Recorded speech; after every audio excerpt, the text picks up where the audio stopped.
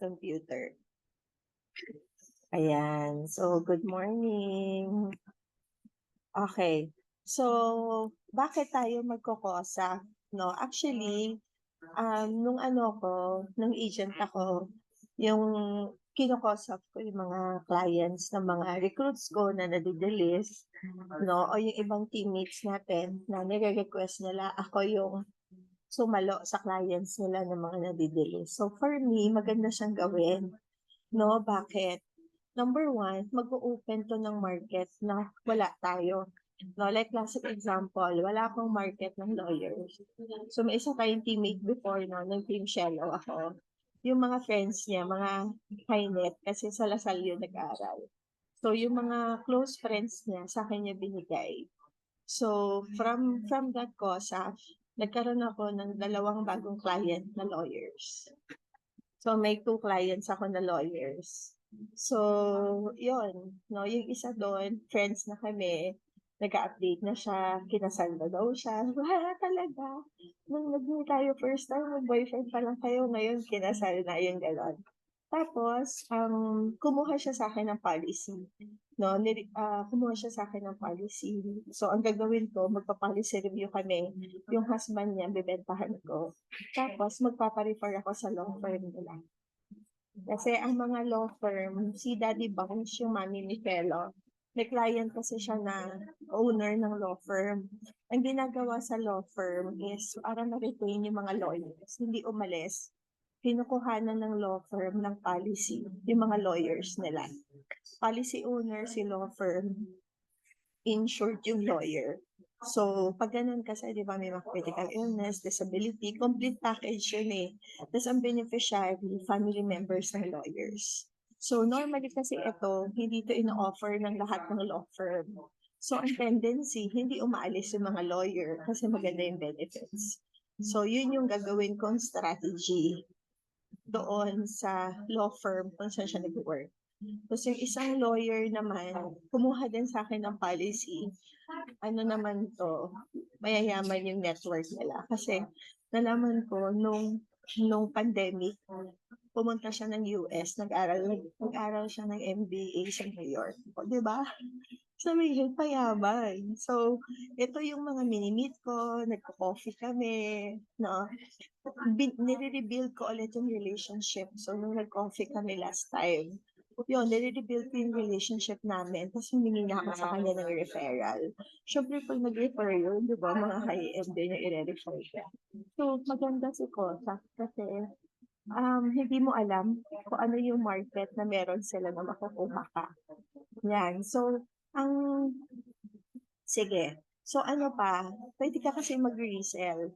So ang gagawin mo, if it's a COSAF, ang unang meeting nyo, sige. Ang unang meeting nyo, ang ginagawa ko pag gano'n, nakikipagkwentuhan ako. Inaalam ko anong work niya, anong work ng husband, ilan yung anak, ilan yung kapatid, ano yung network na meron siya. Kasi parang from that network, doon mo makikita sino yung hihingin mong referral sa kanya. Etong COSAC na to, possible ko ba siyang ma-recruit? Gagawin ko ba siyang COI o kaya ko siyang bentahan ulit? No? So marami kang magagawa sa isang COSAC. Tapos mamaya ituturo ko yung step by step kung paano niya siya gagawin para we can do resell or recruit sa kanila. Yan. Tapos, pwede ka rin mag-FinSem sa office nila. No, FinSem sa office nila. So, ito yung last, no? Find out their circle and make them COI. So, i-run through natin yung step. So, ang step 1 is, so, di ba bibigyan ko kasi kayo, ano kasi siya, ang rule talaga natin is, yung delisted agents, ang pwede lang mag-COSAC are full-timers. Yung recruiter na full-time. So, kunyari ako, recruiter ko si Jeanette. Pero si Jeanette, hindi siya full-time. Pag na-delist ako, hindi mapupunta kay Jeanette kahit siya yung recruiter ko kasi hindi siya full-time. So, binibigay siya sa full-timers lang. Yan. Pero kunyari, recruiter ko si Jeanette, full-time siya. Sa kanya mapupunta yung clients ko. Pero minsan, I also don't do that. Yung binibigay ko sa recruiter. Pag si recruiter maraming lapse cases, hindi ko siya binibigyan. Ibig sabihin, hindi niya naaalagaan yung clients niya. So, hindi ako magbibigay ng panibagong clients kasi baka hindi niya maalagaan, magla-lapse din. No, so for everyone, hi Makoy. So 'di ba magbibigay ako sa inyo ng listahan, no? Ang gagawin niyo, tatawagan or i-message niyo sa the listed agents para mag-inform na ikaw na magse-service ng mga clients niya. So feel free to inform your clients na ako na yung bagong servicing agent. No, tapos after nun, tawagan mo si clients, pakilala ka. No, so paano ka magko-call? Halimbawa, hi, good morning. Can you please speak with Cherry Rose Maranan? Hi, Cherry. This is Babe from True Life. I'm calling pala to inform you that your financial advisor is no longer connected with you. So ako po yung inassign ni True Life na bagong servicing agent to service your policy. So, ma'am, okay lang ba? Magsisend ako sa'yo ng form. Sasign na lang natin yung form para ma-transfer sa akin. By the way, I'm a full-time financial advisor. I've been with Pru for 3 years. So, kaya ako po yung magsiservice kasi full-time po ako, wala po ako ibang work. Ito lang po talaga yung ginagawa ko. So, magsisend po ako sa inyo ng form. Sagutan po natin yung form, pirmahan po natin.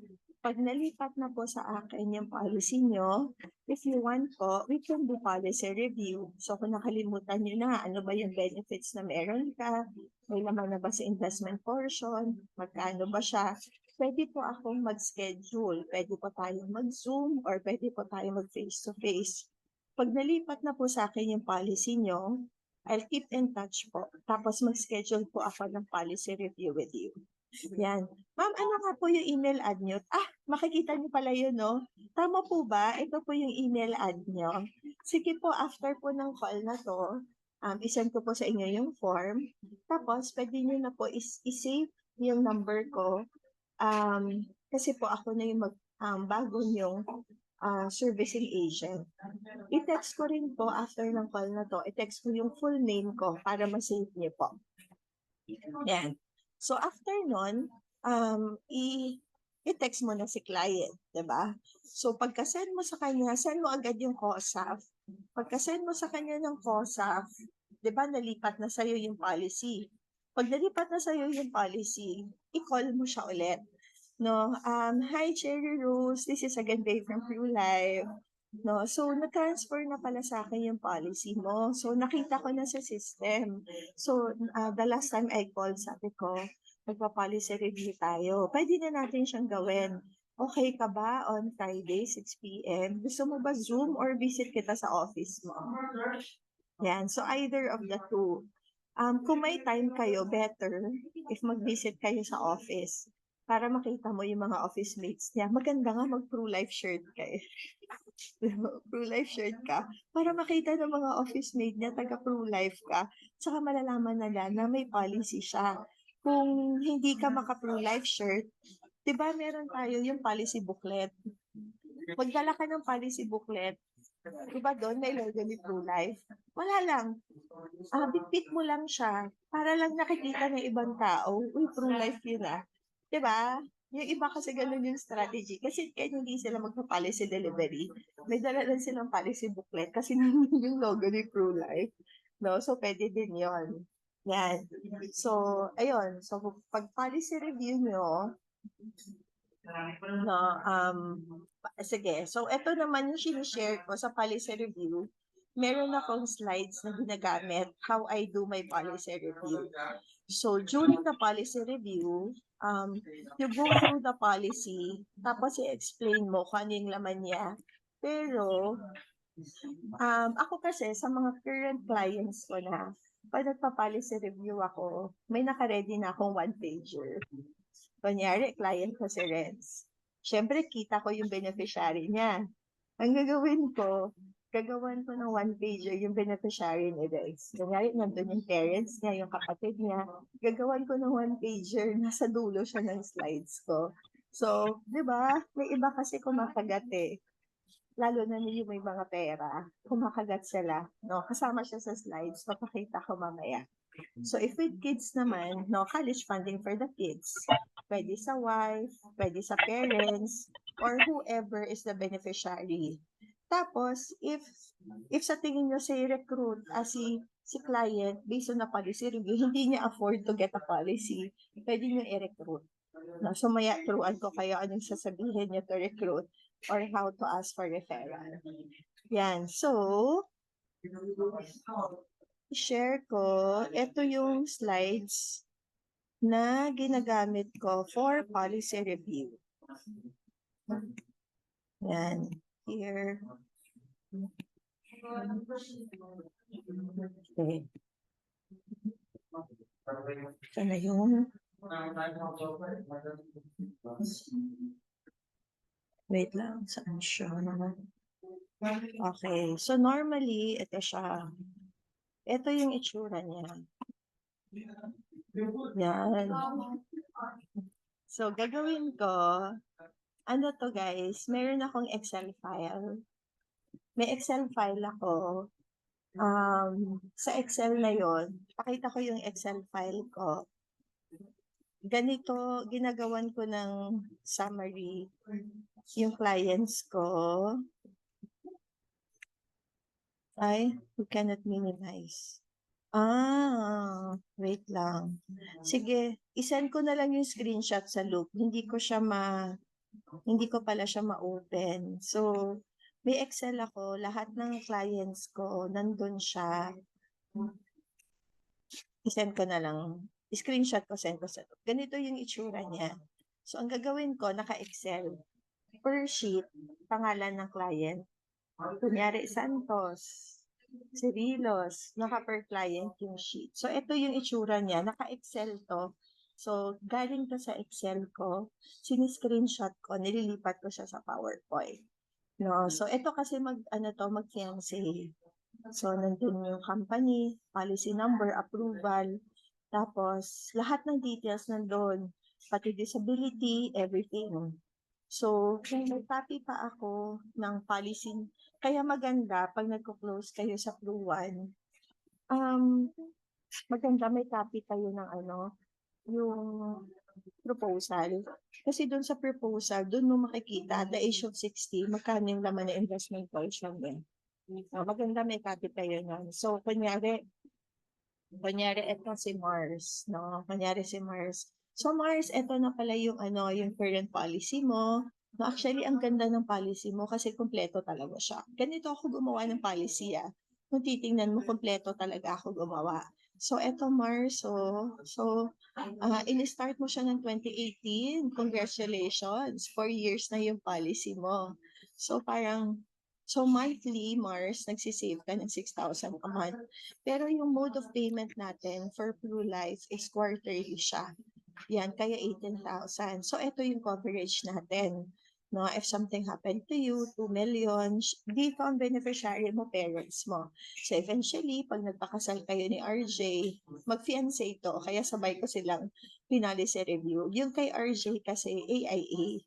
So, hiningi ko yung copy ng policy niya para magawan ko rin. Yan. So, ngayon, ang beneficiary mo is your parents. So, eventually, pag nagpakasal kayo ni RJ, pwede na natin i-amend, ilagay mo si RJ as your beneficiary. Tapos, if you get disabled, hindi ka na makakapag-work, bibigyan ka ni Pru ng disability na 1 million.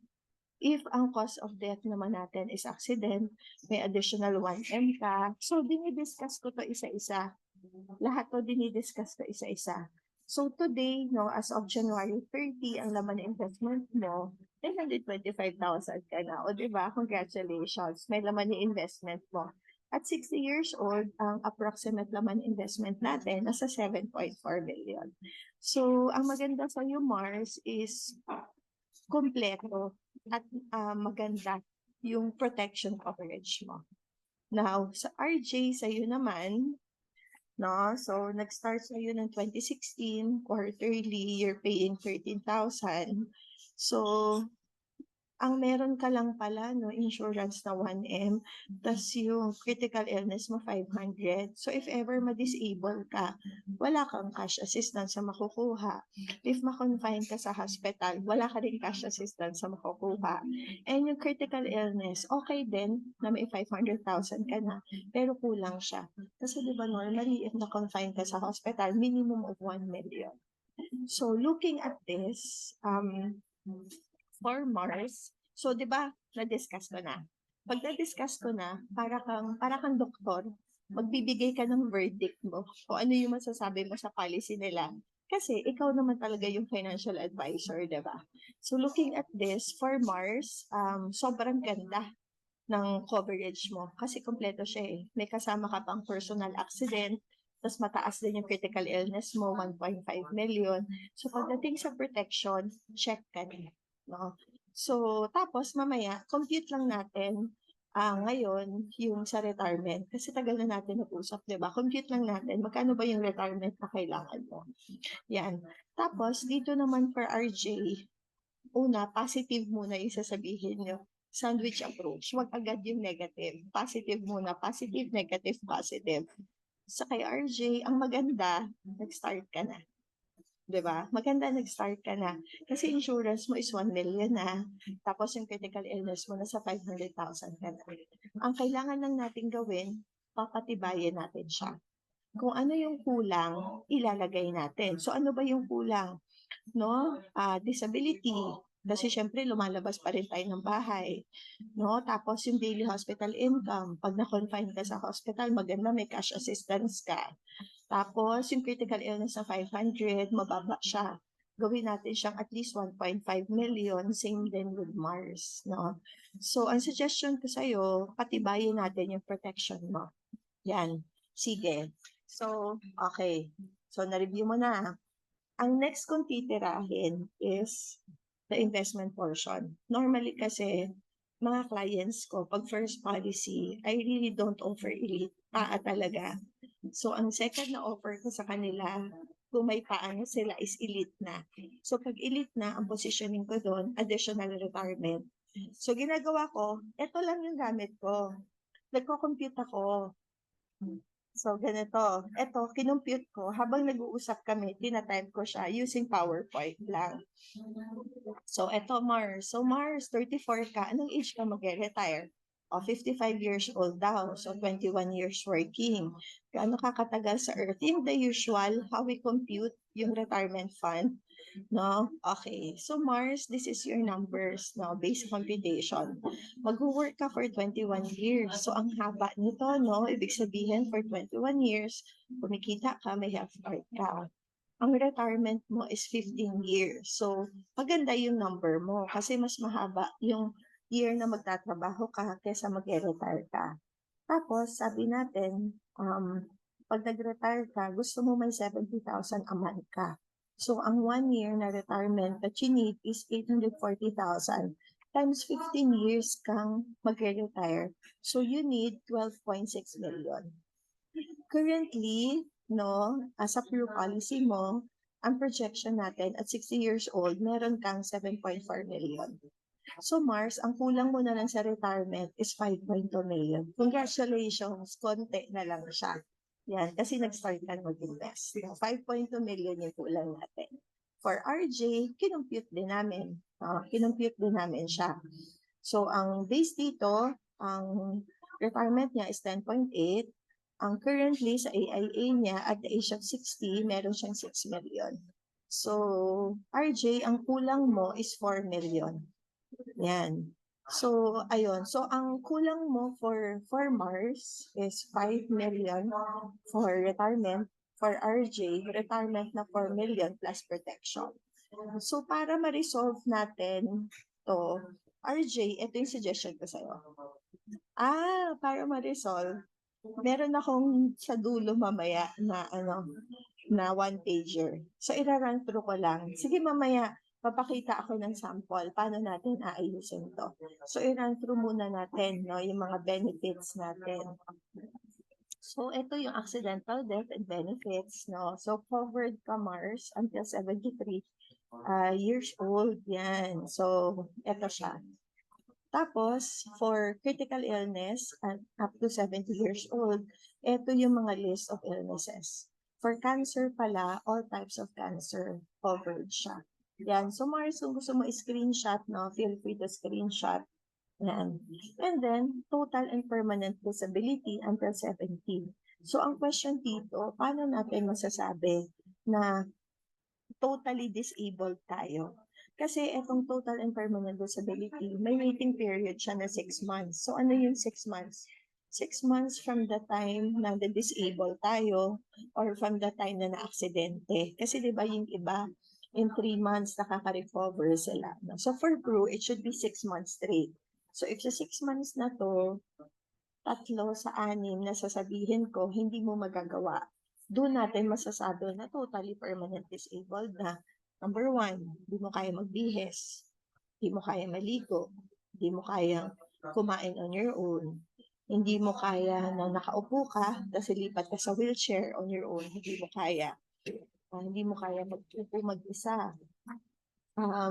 Hindi mo kaya maligo mag-isa. If 3 sa 6 na sinabi ko, hindi mo siya magawa on your own for 6 months straight, doon natin masasabi na totally permanent and disabled na tayo. So based doon sa coverage ko kanina, ang total and permanent disability mo, meron kang 1 million. Yan. Tapos, ito namang hospital income. So, sa hospital income mo, meron kang 2,000 pesos per day. So, ito, ano siya, annually, no? Everything is covered. Ang hindi lang covered dito, childbirth, tsaka beautification. Tapos, meron kang surgical benefit din na 30,000. So, surgical, from the term itself, pag pinasok ka sa surgery room, tapos, kunyari, nag-cash out ka, no? Like, ang kinash out mo sa surgery mo is 50,000. 30,000 doon, pwede mo siyang i-reimburse per group. Yung surgical na to, per illness, per year siya. So, pag na-confine ka sa hospital, text mo ako para at least before ka lumabas sa hospital, mabigay ko sa'yo yung mga requirements para mapaprocess mo siya sa family mo. Para paglabas niya, di ba, dala mo na yung requirements. Yan. So, we would continuously upgrade your policies to keep you growing, no? Kaya tayo nagkakandak ng ganito, ng policy review. Kasi di ba yung needs natin nagbabago, like before, nung nag-usap tayo, single ka. O ngayon, ikakasal na kayo, di ba? Yan. So, i-review natin yung policy nyo from time to time. So, going back kanina, di ba, doon sa, nung ni-review natin, no? For RJ, well, ang critical illness 500, walang disability, all the other benefits wala, tapos ang kulang sa retirement is 4 million. So RJ, ito yung proposal ko sa'yo. Di ba? Ready tayo 1 paper dyan. Kaya pwede pa policy review ako. Kunyari, sabihin niya sa akin, babe, actually, ang policy ko, hindi lang full life, meron akong Sun Life. Oh, that's good. At least, dalawa na. Send mo nga sa akin. Pinapasend ko yung 1-pager nila, yung policy data page. Kasi doon ako magbabase kung ano yung proposal na gagawin ko. O, diba? Yung unang policy niya, AIA. Sabihin ko, so RJ, ito lang sisave ka lang, hindi 67 pesos per day. Diba? Ano lang yan? Grande lang yan sa Starbucks. So, isang grande lang yan sa Starbucks. So, sa 167 pesos per day, insured ka na ng 2 million. 2.2. So, ang disability mo may 1M ka. Diba sa current policy mo, wala kang disability. O, eto, may 1 million ka. Tapos, sa current policy mo, wala ka rin personal accident rider. O, eto, if cause of death is accident, may 1M yung family. If na-disable ka because of an accident, may additional kang 1 million. If murder, additional 500,000. Tapos, if, kunyari nagkaroon ng aksidente, tapos gumastos ka, or wala kang health card, mali ito, parang 50,000 yata to, maliit. Hindi to 500,000, 50K yata to. So, pwede ka mag-reimburse, kunyari, kinalmot ka ng pusa, kinagat ka ng aso, nadulas ka, na-hospital ka, wala kang health card, or na-box out na yung health card mo, may 50,000 ka na pwede mong i-reimburse kay True Life. Yan. Tapos, yung critical illness, di ba kanina, 500,000 na meron ka. Ginawa ko siyang 1M. So, ang total mo, 1.5 million na. Tapos sa current policy mo, wala kang daily hospital income o nilagyan kita, explain ko ulit. No, tas eto na, investment portion na. Ayan, so at 60, may 3.4 ka, at 65, may 5.3 ka. Actually, dito sa 60 years old, 3.4 million to. So, medyo malapit siya sa kulang mo sa retirement na 4 million. So, mare-resolve natin yung problem mo on retirement. Di ba kulang mo 4M? Eto, 3.4 million. Malapit na siya. Tapos, sa current policy mo, kulang ka ng lahat ng benefits na to. Na-resolve din natin. Yan. So, eto, ano sa tingin mo? Maganda ba siya? Maganda ba siya? Kaya naman siya ng budget, no? Yan. So, eto guys, na-close ko to. Na-close ko tong client na to. So, ganito ako gumawa ng policy review. Tapos, eto kasi single pa lang eh. Pag may anak, minsan ng one-pager ko, college funding, minsan one-pager na asawa. Ayan. Tapos, edi, yun na. Dito na, hingi na ako ng referral. So, yung referral slide natin sa client presentation, nililipat ko siya dito sa policy review. Sasabihin ko na, ayan, so Mars, no? Again, congratulations. Kasi yung policy mo, may laman ni investment portion. Tapos, ang ganda pa ng protection coverage mo. Sino sa tingin mo sa loved ones mo ang kailangan na may ganito din sila? Na nag-iipon sila para pagtanda nila may pera sila. Tapos pag nagkasakit sila, may pera silang makukuha, 'di ba? Hindi mahihirapan yung family member, hindi mangungutang, hindi magbebenta ng property. Ano lang, 5 people lang close to your heart.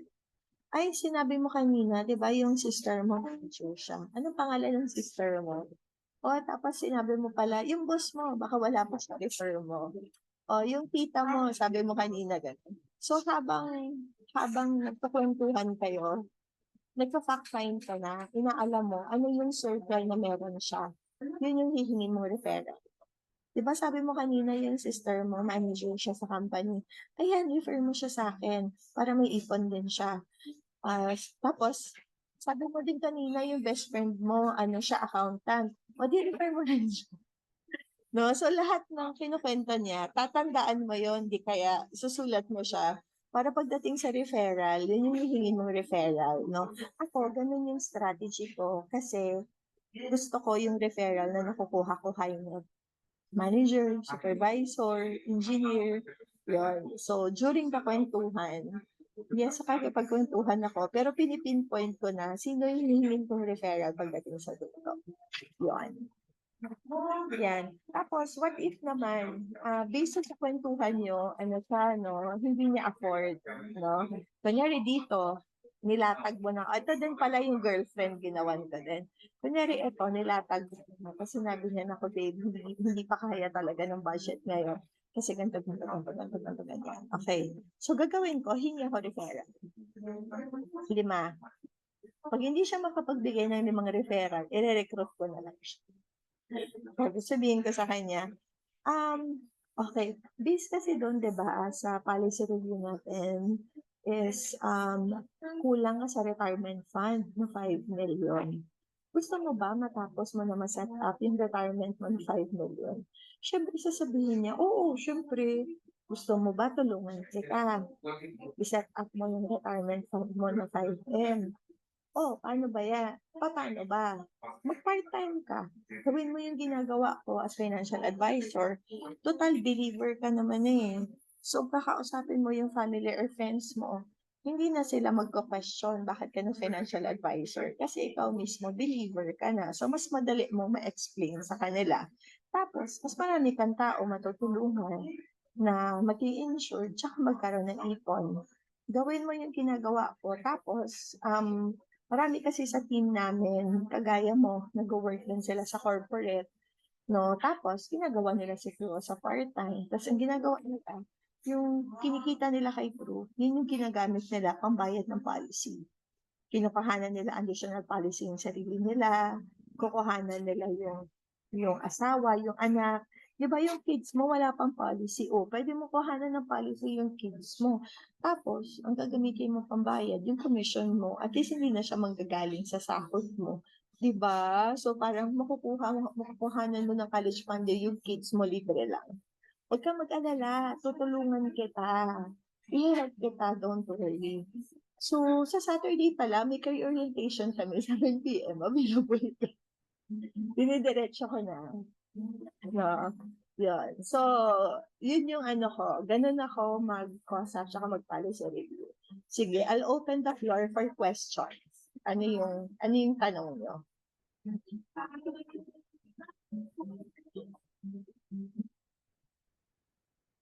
Walang tanong? Sige, sige, go Jeanette. Sige. Wala akong tanong UM, pero iano ko UM, gagayain ko yung mga referral na ano UM na ano mo, spill. Mm-mm. Timay na talaga ako doon. Tapos dapat Referral. madami. Madami ang Oo. referral na Oo, at least 5. Pag nasanay na Apo. kayo sa 5, gawin yung 10. Ganon. Kasi dati, sa referral, nakakasampu talaga ako sa isang client. Kaya kaya kong mag-client meeting 3 to 4 a day. Kasi per client, nakaka 5 to 10 referrals ako. Hindi ako pumapayag na wala siyang bibigay na referral. So, important siya. Yeah, good. How about you, Chin? Anong masasabi mo sa session natin today?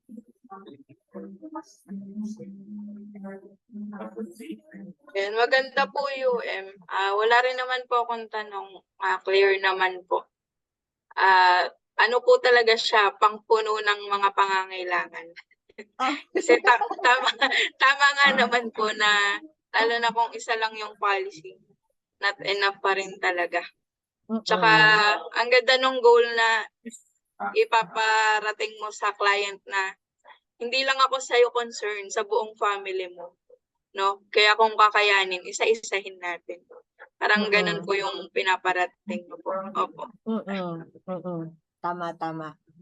Ayan. Thank you, Chin. How about you, Renz? Kamusta itong session today? UM maganda naman siya talaga.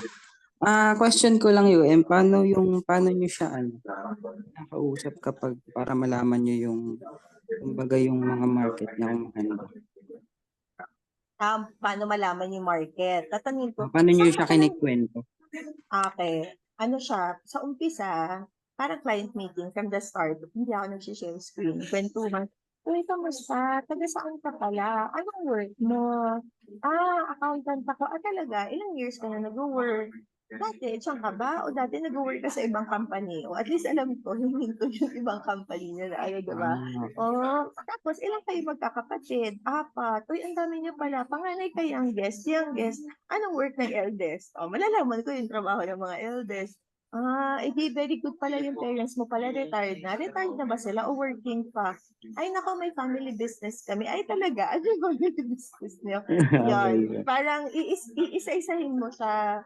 Tapos, sinatanong ko din, anong ginagawa mo sa free time mo? Ano yung hobbies mo? Kunyari, ay, nagda-diving ako. Talaga? Saan ka nagda-diving? So, marami kang friends sa diving. Okay, No? So, yung sa work, yung hobbies, yung family, iniisa-isa ko talaga. No, parang, yes, getting to know them. Pero, hinihimay mo na yung mga hihingin mong referral later. Ganun siya. Yan. Okay naman yun. Okay, thank you. Ikaw naman, Makoy, anong masasabi mo? Sige, balikan natin si Makoy. Ikaw, go Makoy.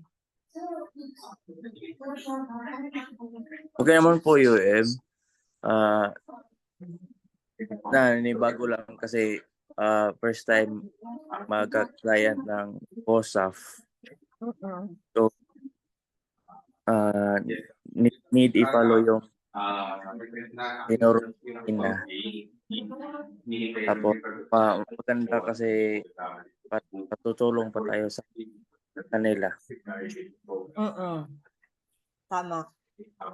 Ayan. So, makaka-help ka na sa kanila. Tapos, imposible wala kayong market na ma-open. Kung gagawin nyo Oh, yung process na ginagawa ko, may Mm. mariresell ka, may makukuha kang referral, may mare-recruit ka. Ang dami yung makukuha talaga. Yan. Okay. Thank you, Makoy. Ikaw, Levi, ano masasabi mo? Ako madami. Ano po, may bago na naman akong discarding natutunan. Magagamit ko po dun sa kinausap ko po na kumare namin. Kasi po na-review ko na po talaga yung policy niya. Nakita ko po, true din siya, pero sobrang baba po ng binigay ng sobrang baba ng binigay ng agent niya before. So yun po, gagawin ko po yung slide na ginawa nyo, na lalagay ko po lahat ng policy po niya, details po. Tapos ipaparecall ko po sa kanya kung bakit siya kumuha, para saan, tapos kung saan po yung lacking niya. Kasi po, kulang po yung nakuha niyang policy. So yung po yung gagawin kong at the same time po, yung na-realize ko din talaga posible po na syempre sa ngayon na medyo matagal-tagal na po tayo, posibleng wala ka po talaga masiset na meeting hanggat po. Kasi madami kang pwedeng maging source ng ng client. Kumbaga marami yung pwede mong way para magkaroon ng client meeting. Kailangan lang po talaga pigain. Tsaka yun po, diskarte po talaga. Kasi kapag hindi po talaga tayo nag-isip ng ibang way, kumbaga hindi natin ma-maximize po kahit yung mga client po natin na syempre may mga kamag-anak din po sila na pwede natin matap. Hihingi lang po talaga tayo ng tulong. Tsaka hindi po, diskarte lang po talaga. Kasi if hindi po tayo mag-isip ng ibang pang way, walang mangyayari po. Kung asa lang po sa Facebook. So yun po hindi niya na-apply ko ngayon. Kaya po hindi na po ako nanghihiya manghingi ng referral. Kaya lang po parang, kaya nasabi po ninyo, nakahingi po kayo 5 to 10. Ako hanggang 3 lang po yung nahihingi ko. Kaya ngayon po po na hingi mo 5 po na per person. Talagang makahingi po ako ng referral. Yun po. Tama. Good. Tama si Levi, no? Kasi okay naman yung nagme-message ka sa Facebook. Pero, kasi matagal mag-reply, diba? If it's a COSAP kasi, nandun na yung trust sa'yo. Kasi alam niyang licensed financial advisor ka. So ikaw, it's just a matter of paano mo didiskartehan na makabenta ka ulit, na makaresell ka ulit. Tsaka ang referral kasi, it's a borrowed trust. So kunyari si Makoy, na-refer siya sa akin ni Levi. So pag name drop ko si Levi, higher yung chance na si Makoy mag-dia siya for a meeting. Kasi name drop ko si Levi So yung tiwala na meron siya kay Levi, ibibigay sa akin ni Makoy. No, whereas kung magme-message ako sa Facebook, cold market, mahirap siya. Kasi totally hindi ka kilala. Isipin niya baka scammer ka pa. No? So eto pala, i-share ko din sa inyo. Ay, may add pa po pala ako, Yes, G. Okay. Po, at saka po mas maganda po talaga mag-calls. Kasi po kung message lang po, yun nga, matagal po. Pero kung tatawagan mo talaga yung client, lalo to referral po, mas mataas po yung chance. Kasi yung kahapon po na closing ko, yung nag-invite po sa akin doon na mag-talk, personal po niyang sinabi na kakilala ako, then tinawagan ko nga po siya. Yun, mas bilis. Parang magaan din po kagad yung loob ng client pag nakakausap ka talaga kaysa nagme-message.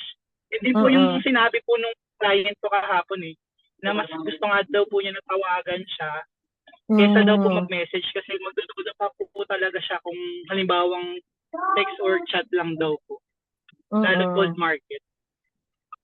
Yun po. Yes, oo, tama. Mas na-appreciate nila yung call kasi pag call may personal touch, naririnig yung boses, alam nilang totoong tao ka, alam mo yun. Kesa sa text kasi they don't see the face. They don't see the face na, they don't hear pa yung boses na.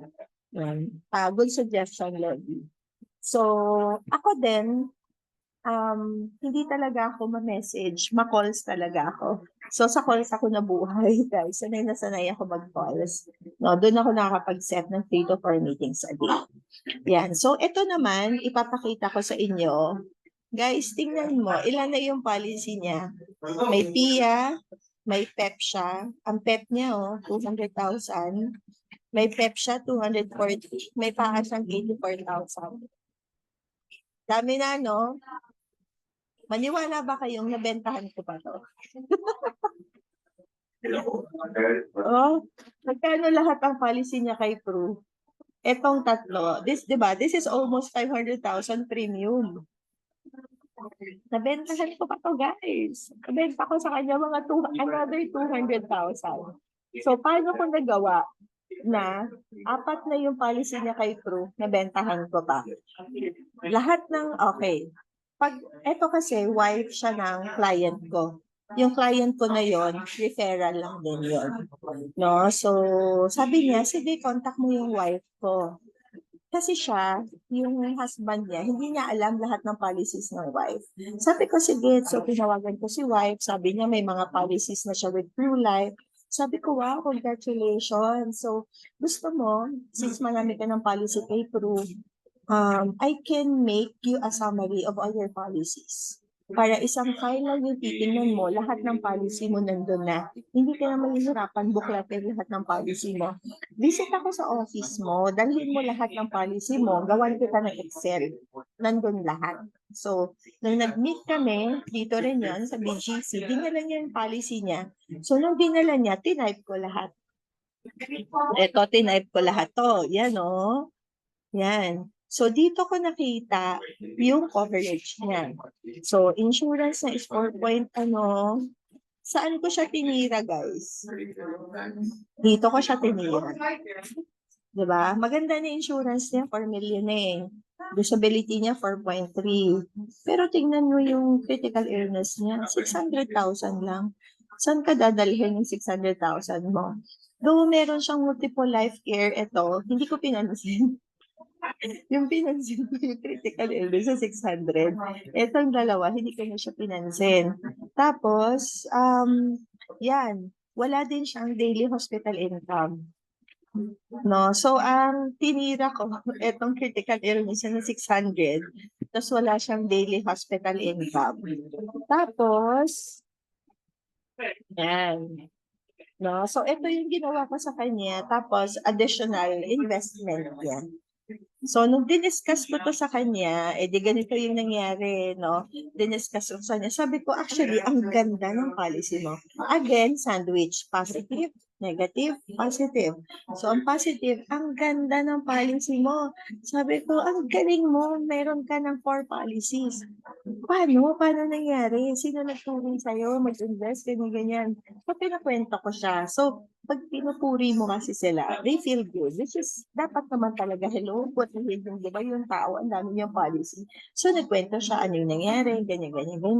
Sabi ko, okay. So, based dito sa policy mo, ang ganda niya, no? Kasi, insurance mo, ang taas na ng coverage mo, 4 million. Disability mo, 4.3 billion. Ang taas na ng coverage, ang ganda. Ang nakikita ko lang kulang is yung critical illness. No, yung critical illness mo, ito siya. Magkano ang total nito? 6, 12, 18. Ang critical illness mo is only 1.8 million. Pag nagkasakit ka, saan hospital ka mapapacheck up?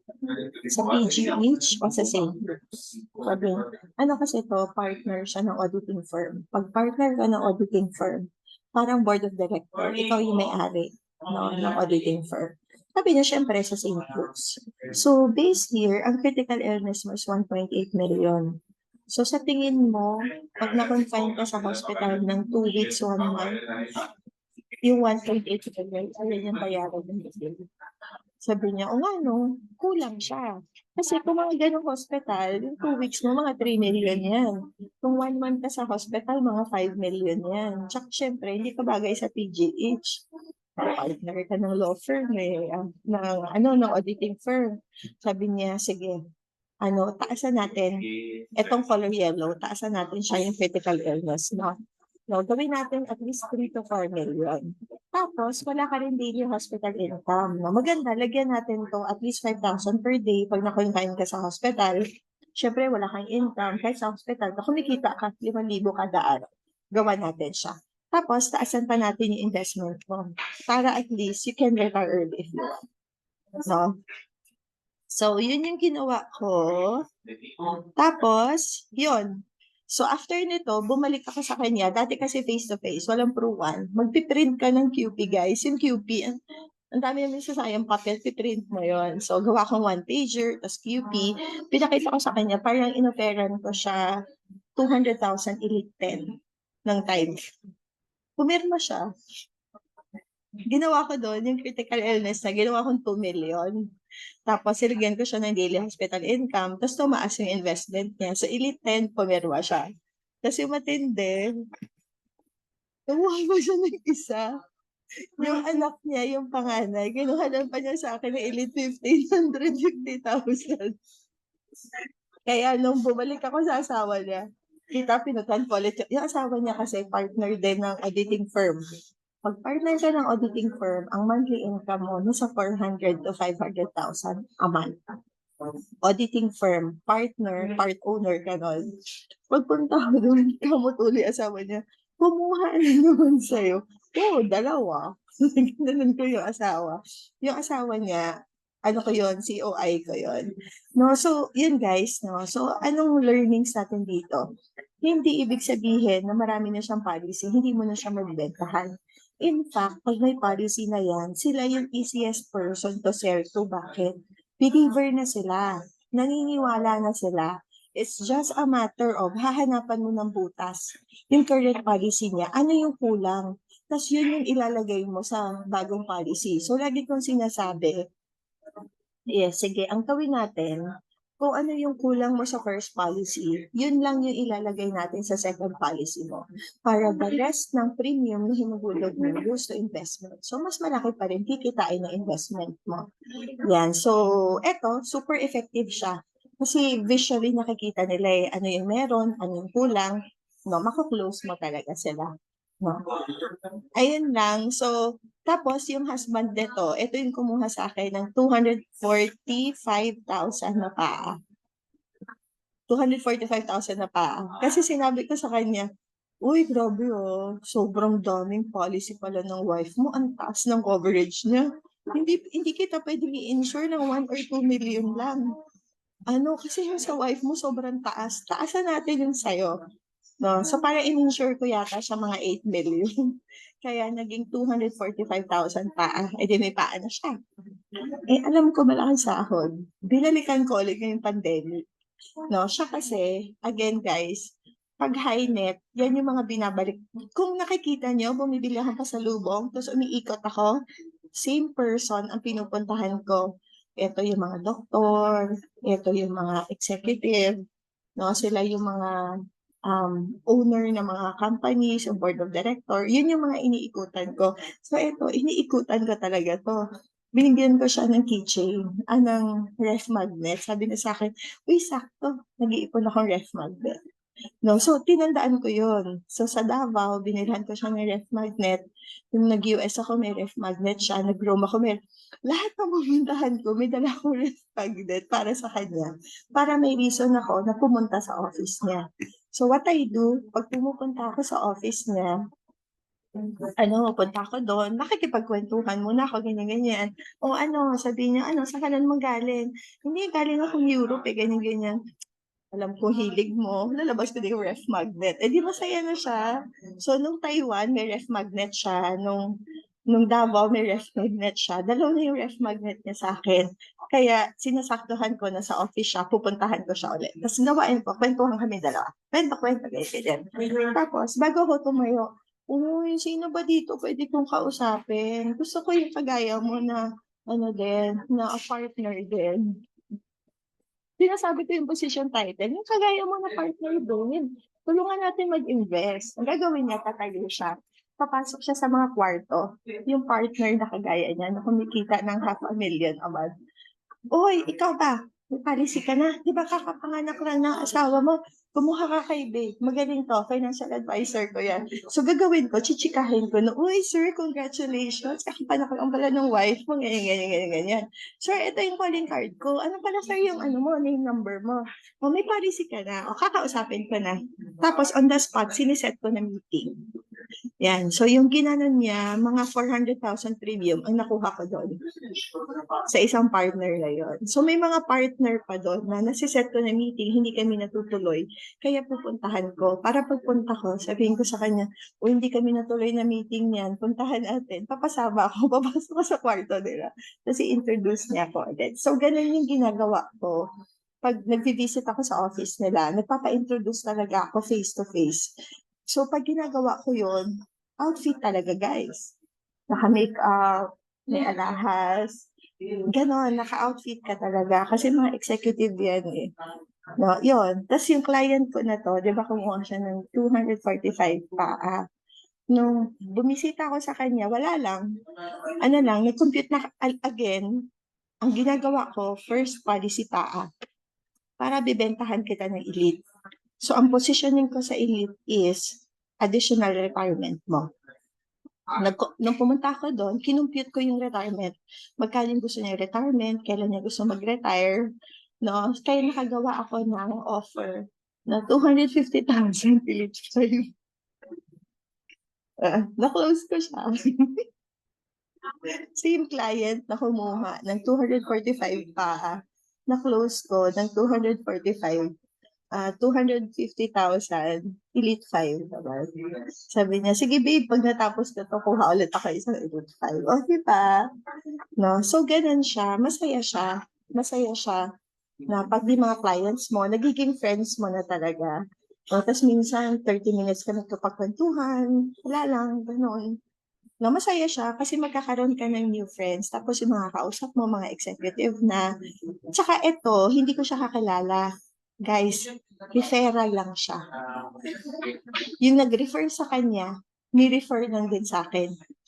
Ang kakilala ko, ito. Nag-refer ng isa. Ano siya, pangalawang referral siya, nasa ilalim siya. Kasi dito nagsimula. Pangalawang referral. So, ganun kaganda ang referral. Magkakaroon ka ng market nang wala ka using referral. So, importante, i-master niyo yung art of referral. Meron tayong Zoom recording, ipopost ko sa Loop. So, iba-iba yung referral style eh. Meron din kasing referral style na effective din to sa akin. Yung isang VP ko sa bangko, yun yung ginamit ko. Ay, di-visit ako sa kanya, kwentuhan kami, Miss Minta, sino sa mga friends mo or mga kapatid mo na sa tingin mo pag nagkasakit, uutang sa'yo? Napaisip siya. Tahimik, napaisip siya. O, para hindi mangutang sa'yo, refer mo sa akin. Miss Minta, 5 lang. Inabot ko yung notebook ko. Nagsulat siya ng notebook, 5 pangalan. May na-close ako doon. No? So, iba-ibang strategy siya. Kasi, di ba, tama nga naman, instead na mangutang sa'yo, ako na lang magbigay sa kanila ng pera, refer mo sa akin. Nagbigay siya 5 referral. Kaya yon lagi kong binabalikan. Nagbibigay din akong pasalubong. Kasi VP naman yun ng bangko. Office mate ko siya dati. So, ako, ganun ako mag-alaga. Kaya tingnan nyo, di ba? Ang APE ko ngayon, parang 1.3 million, 8 cases lang. Kasi, doon, binabalik-balikin ko lang yung mga high net ko, inaalagaan ko lang sila, tapos binibisita ko talaga. So, hanap ka ng high net mo, tapos alagaan mo. Kasi, ang goal mo, pag may high net ka, diyan na yan magsisimula, manganganak ng manganganak yan. How? Aalagaan mo. Pupuntahan mo, bibisitahin mo. Physical talaga sila. Yan.